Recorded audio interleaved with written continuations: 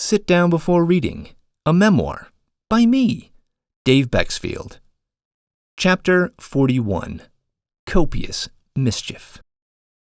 It started as a trickle, then they arrived with regularity. Before long, the horror turned into an overwhelming deluge. Stories of likely misdiagnoses have since been broadsiding me with a frequency of unexpected new hit releases of Taylor Swift songs. Helen, diagnosed with MS in 2020, remembers her time living in Scotland and removing sheep ticks from myself a few times after playing in the long grass and bracken, even though Mum told me to wait for her to remove them. Her mother, Barbara, now 80, had been diagnosed with MS in 1981, when Helen was just 8. Who knows what has been causing our symptoms over the years? Sarah had been bitten by a tick traveling through Europe 30 years ago at the age of 18. At the time, she ignored the circular rash. She was eventually diagnosed with MS, failed a series of disease-modifying drugs, and today is, quote, surviving each day in lots of pain. Curiously, though, she always felt better on antibiotics when they were needed for sinus infections. Jenny, a New Yorker with a trio of active passions, cycling, skiing, hiking, found those active passions swiftly felled by a 2002 MS diagnosis. Stroke-like symptoms, lightning flashes in her peripheral vision, odd heart issues, all puzzled her menagerie of doctors, EMTs, gastroenterologists, a hematologist, a podiatrist, and even multiple cardiologists. I have pulled countless deer ticks off myself for the past couple of decades. Once I developed a big red rash, fever, headache, night sweats, and terrible fatigue and was treated for Lyme with a week of antibiotics. She also tested positive for babesia. MS drugs always failed her. Then there was Laura, lamenting the recent passing of a good friend who had lived with a questionable MS diagnosis in Old Lyme, Connecticut. Because of her unstable gait, her friend had tripped and fallen in her backyard alone, tragically falling into a pit fire she had set for garden debris at the beginning of the growing season. Unable to stand or self-rescue, she burned to death in a tangle of weeds and nature's detritus.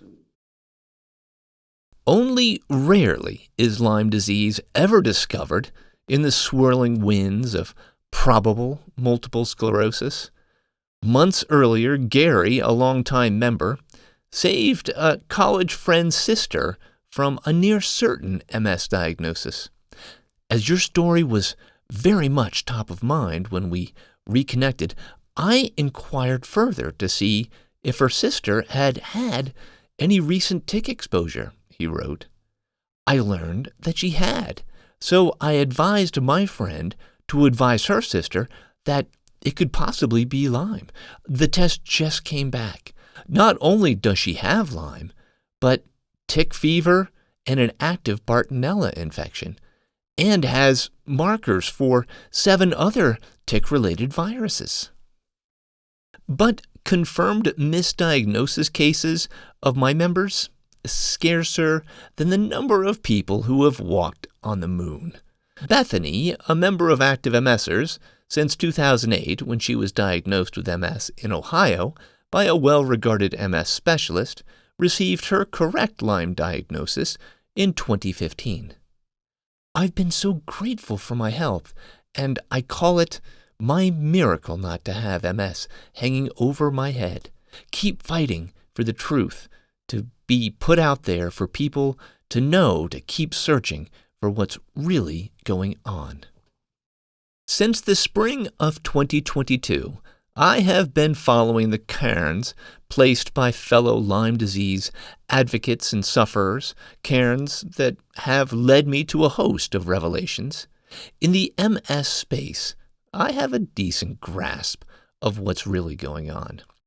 With the exception of a spirochete wriggling under a high-powered microscope, the evidence all points in one direction.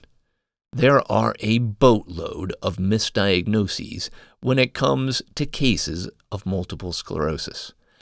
But there's a problem that I have been struggling with. While Borrelia burgdorferi is believed to be chiefly responsible for cases of the tick-borne illness in North America, along with Borrelia guerini and Borrelia afzelii in Eurasia, there are 52 known species of Borrelia. Until recently, researchers had been focused on just the 3 originally identified species, but 13 genospecies thought to cause Lyme disease in humans have been identified, a number that is likely to increase. And they all present differently, causing a tremendously divergent cascade of symptoms. That means, gulp, that the above examples almost certainly are not representative of the typical Lyme disease misdiagnosis. They are just among the most obvious, blatant ones. After all, most victims don't remember being bitten by a tick, much less getting a rash, and many do not live in endemic areas for the disease. As Lyme disease is reported to mimic nearly 200 other health conditions, fooling doctors time and again, I kept bumping into evidence that suggests I may have been misguided about my theory that Lyme disease testing fails to detect Lyme encephalomyelitis, the flavor of Lyme that most resembles MS.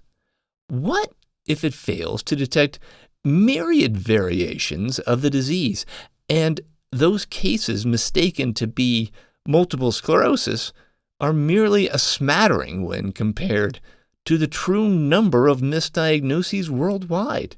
What if Lyme disease really is as widespread and calamitous as sky-is-falling alarmists have warned since the discovery of the disease? Nah, Lyme's not much of a thing, even in MS, said a collection of 22 acclaimed MS researchers in a recently published August 2023 Lancet Journal article specifically written to help physicians ferret out MS mimics. You can usually identify imposters if you just follow these new guidelines, they said. Central nervous system inflammatory disorders that present with syndromes overlapping with multiple sclerosis can increasingly be distinguished from multiple sclerosis with the aid of specific clinical MRI and laboratory findings, they said, confidence brimming through each declarative sentence.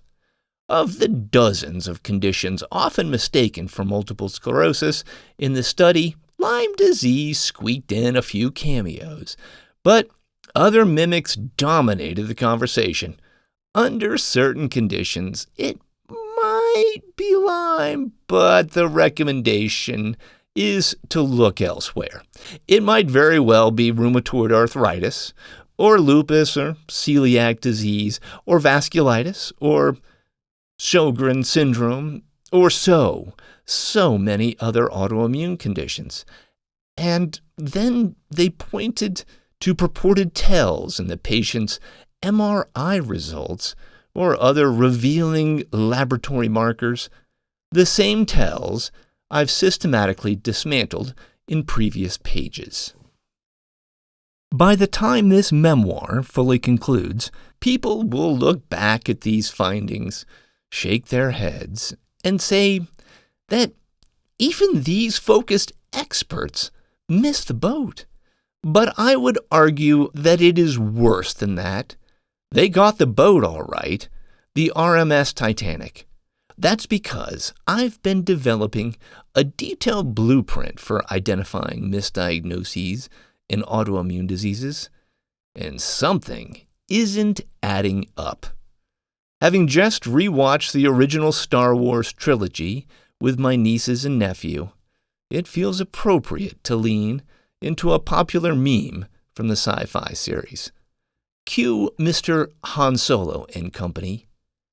I have a bad feeling about this. Patricia Hornick and Patricia Miles didn't know each other, were separated in age by decades, and lived wildly different lives. To my knowledge, they only met once, on the morning of January 23, 1993, at my wedding. Aside from their given first names, they couldn't possibly have known then how much they had, and would have, in common. Both played integral parts in my life. Miss Hornick, a dear college friend and native German speaker, was chiefly responsible for helping me pass the foreign language classes required for me to graduate from George Mason University. Miss Miles, meanwhile, gave birth to my wife. Both would tragically pass away too young, Miss Hornick from a car accident, Miss Miles from breast cancer.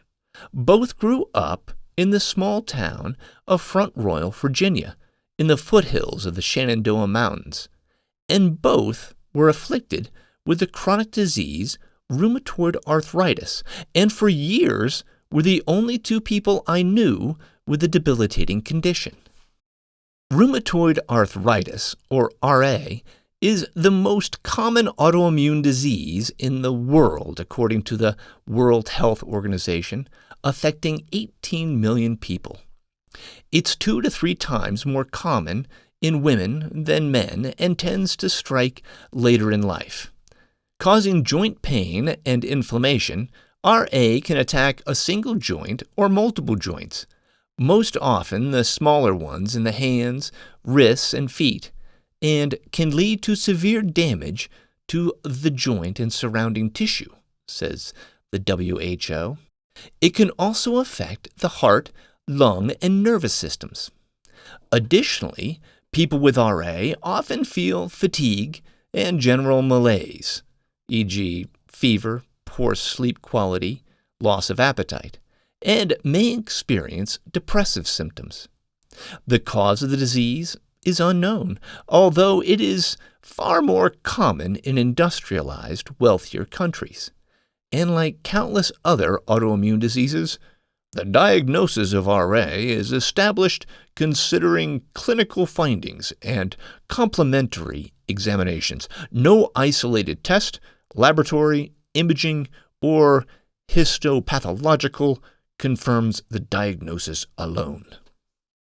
Reread the above paragraph and substitute Lyme arthritis, a subset of Lyme, for rheumatoid arthritis. The diseases appear to be interchangeable, the only noticeable difference being that one is an autoimmune disease with an unknown cause, while the other is a bacterial infection spread by deer ticks. That discovery was made in 1981 in Lyme, Connecticut, after an unexplained 5-year outbreak of rheumatoid arthritis-like symptoms in residents. Not to worry, though, the two are totally separate diseases, say experts, who insist, no, it is not possible to get RA from a tick-borne illness, explaining that Lyme usually affects individual joints, not pairs, and that knees are most commonly affected in Lyme disease, while the joints of the hands, a common site of RA involvement, are not. I stared at my left hand. It had been in such pain lately that just holding a bowl of cereal without wincing was an impossibility. And then, earlier this year, it had been a finger suffering a similar fate, and before that, it was ankles, toes, and elbows. I am quite sure I am not an anomaly, and as far back as 1979, researcher Alan Steer published a paper before the discovery of Borrelia burgdorferi discussing Lyme arthritis with patients who, quote, developed chronic involvement of one or both knees. Even that noted/notorious Lyme researcher observed the disease attacking a pair of knees. Yet he was still convinced back then that the two diseases were totally separate. And for 40 years, he's been trying to convince the Lyme loonies that any association between the tick-borne illness and autoimmune disease is fantasy. To wit, in 2017, he and a team of researchers published a study that concluded that even though other arthritic autoimmune conditions, RA, psoriatic arthritis, and spondyloarthritis, frequently follow a Lyme disease diagnosis, it, quote, may simply be a coincidence. Or Lyme was just a trigger that woke up an already existing, dormant, likely inherited disease. Or, sucks for you, the antibiotics you took for Lyme changed your gut's microbiome and voila, you just gave yourself an autoimmune disease. So deal with it. Some of our patients were reluctant to accept the non-Lyme disease diagnosis and pursued further antibiotic treatment elsewhere.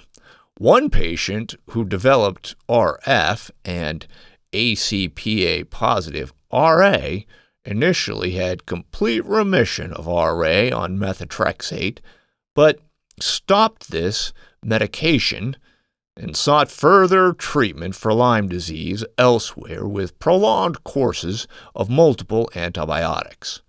3 years later, he returned in a wheelchair with radiographic erosions and deformities and contractures in multiple joints. Given a choice between Lyme arthritis and a chronic illness that may require lifelong immunosuppressive therapy, it is not surprising that patients would find Lyme arthritis a more attractive diagnosis. Right. Instead of wanting an accurate diagnosis, we patients are always looking out for a more desirable diagnosis, like that boyfriend looking over his shoulder, checking out another girl. Other than an outright, "I told you so," the only thing seemingly missing from the journal article was Simpson's bully Nelson Muntz's mocking, "Ha ha." But are those researchers right? The longer Lyme is left untreated, the less effective antibiotics are.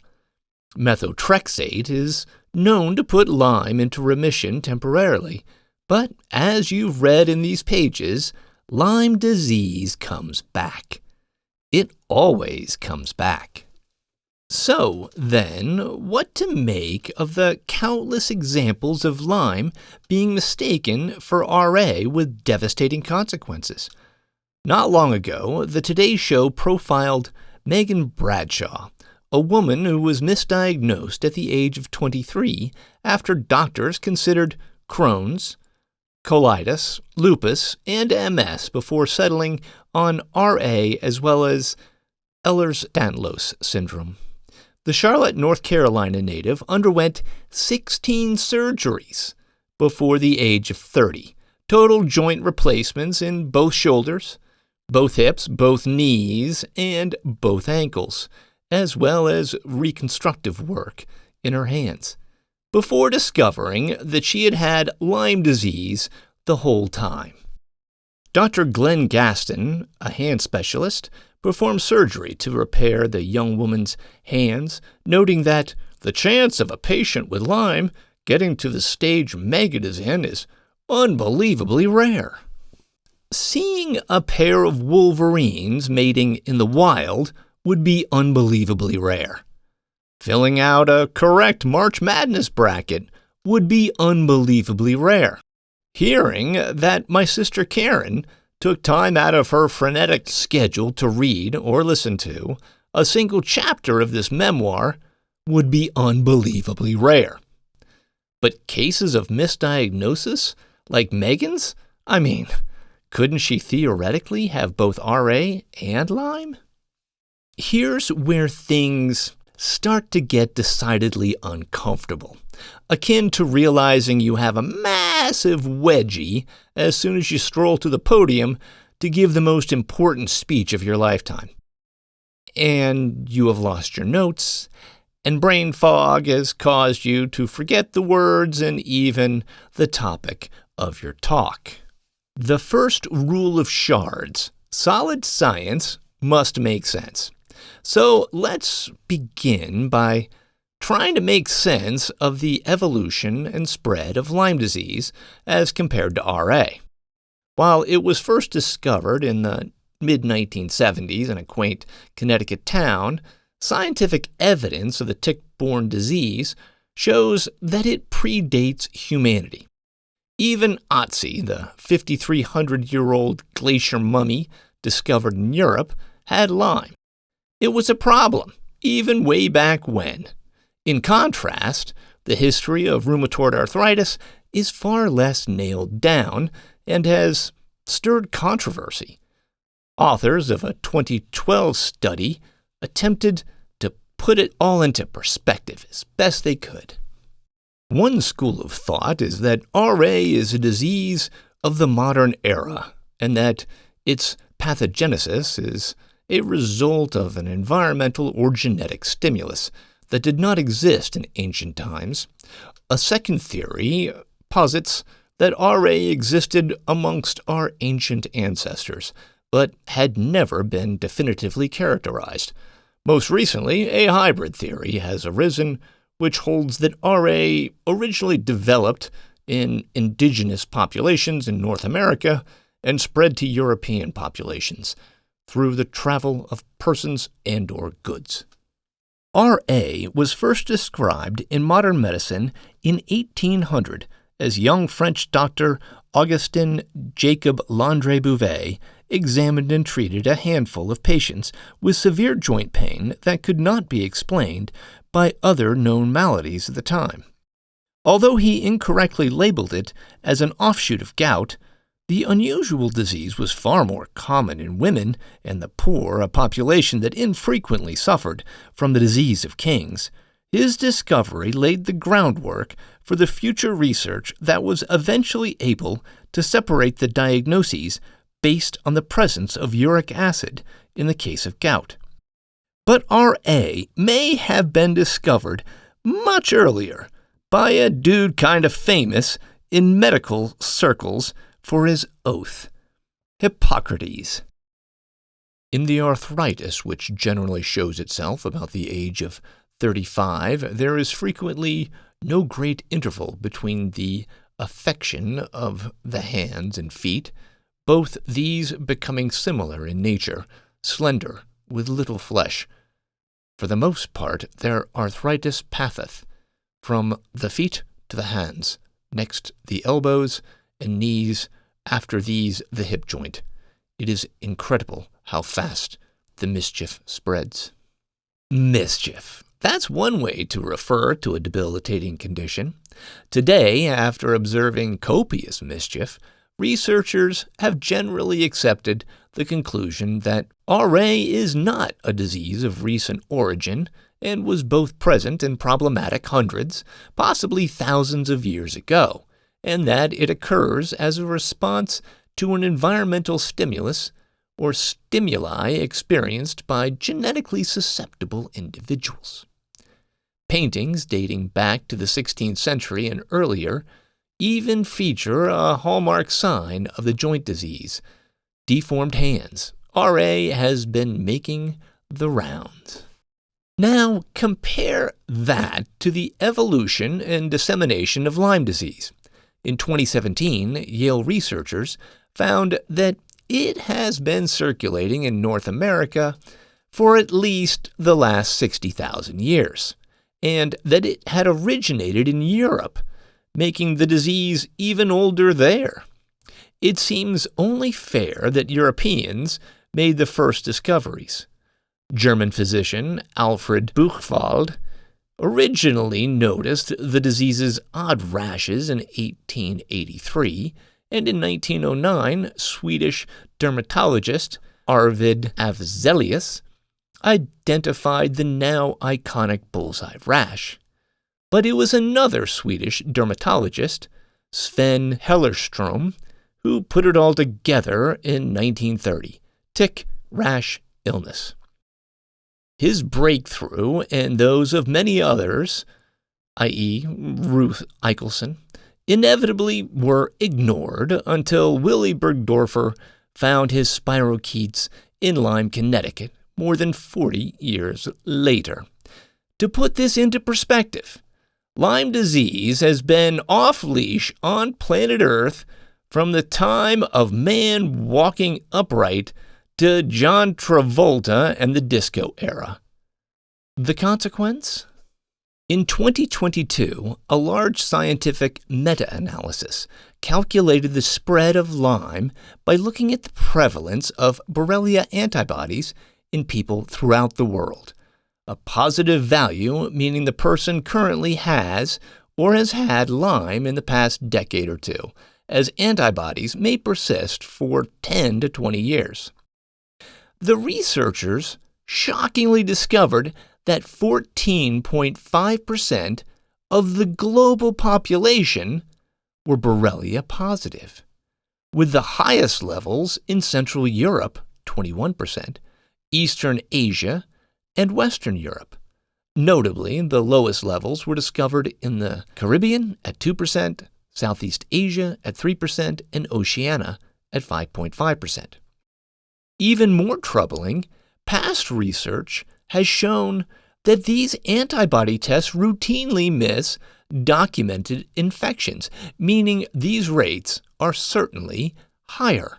On a planet with a population of 8.1 billion people, that calculates to at least 1.2 billion currently alive who have been infected with Lyme disease since the release of Finding Nemo.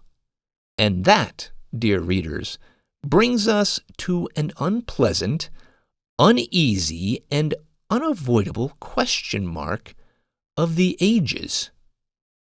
Where are they? Some, surely, were treated and cured, as 30,000 cases are reported annually to the CDC in the U.S., although the agency believes upward of about 450,000 annually go unreported, and up to 3 times that many in Europe. Some, one would hope, fended off the infection solely with a robust immune system.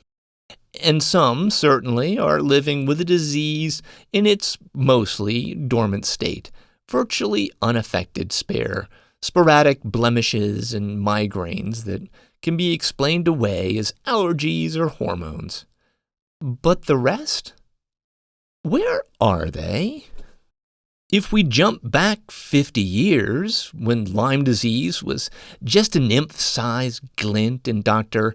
Bergdorfer's eye, the question mark grows like a jumbo Jeff Koons sculpture. Where were the hundreds of millions of sufferers then? They certainly sought out medical care for their achy joints, stubborn rashes, unrelenting fatigue, wonky eyesight problems, unexplained pain, debilitating weakness, frightening psychosis, and more. None of this was recognized as Lyme, as it had yet to be discovered. So, where are they? Now, let's travel back in time to the early and mid-1900s, the golden period of discovery in the field of autoimmune disease, the concept of which, the body attacking itself, was finally gaining acceptance in the medical community. Because what else could it be? Undiagnosed Lyme disease patients, no doubt still numbered in the tens of millions at the minimum, many desperately seeking solace and aid from their doctors for a kaleidoscope of symptoms. How did they get treatment? What were they diagnosed with? Their issues would have swamped medical facilities with reports of a mysterious illness. But no. At the time, there was chiefly concerned about the newfound confirmed scourge of autoimmune diseases, rheumatoid arthritis, psoriasis, lupus. The list is extensive. Yet undetected cases of Lyme disease would have easily outnumbered all these conditions. Look up. Now that question mark rises like Godzilla out of the sea, eliciting the same level of terror. All those missing prospective Lyme disease patients, where are they? Their suffering would have flooded medical journals, but the trumpeting of researchers touting novel biomarkers to detect new classes of disease all but smothered calls from any interested search parties. Where are they? They absolutely must be there. There are far too many of them. The population would have been unmissable, yet they are as visible as the wayward ghosts in The Sixth Sense. Where are they? Where the hell are they? Solid science is supposed to make sense. This doesn't make sense, not one lick of it. The math doesn't add up. All these sufferers infected with Borrelia burgdorferi couldn't have just magically vanished like 2% of the population in the fictional television series The Leftovers. I gasped. Dear God, no. I swear I felt the blood drain from my face as I began to compute what this meant. There's only one place they could be. Researchers had been playing connect the dots for the better part of a century, repeatedly drawing lines between revealing clues. They just never stopped to take a step back to contemplate the resulting picture. And once you see it, you'll never be able to unsee it. Time to turn it up to 11.